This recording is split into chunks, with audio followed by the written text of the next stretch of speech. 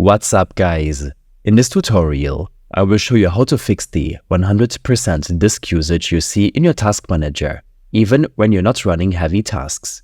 This should be quite an easy tutorial. For more information, click on the first link in the description below. Search for Services in your Start menu search to open the Windows Services Manager. If you're unable to find it, then type Run to open the Run command window. From here, type services.msc and hit Enter. In the Services window, click anywhere inside the list to activate the pane. Type the letter S to instantly pinpoint services starting with S. Find and locate the SYS main service.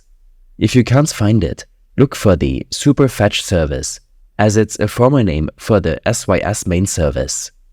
Now, right-click this service and click Properties.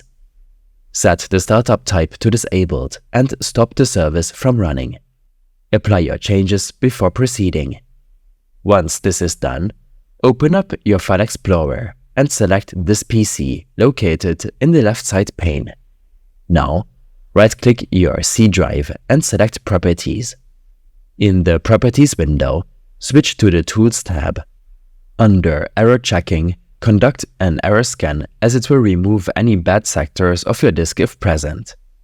Next, under the Optimize and Defragment drive, click Optimize to open the Optimize drives window.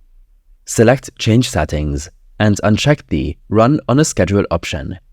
Click OK and then close the Optimize drives window as well. Finally, as our last step, open up your Task Manager by searching for it in your Start menu search.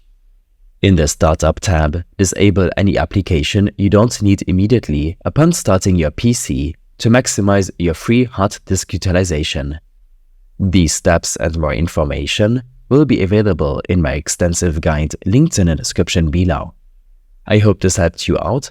Leave a comment if you have any questions and see you in the next one.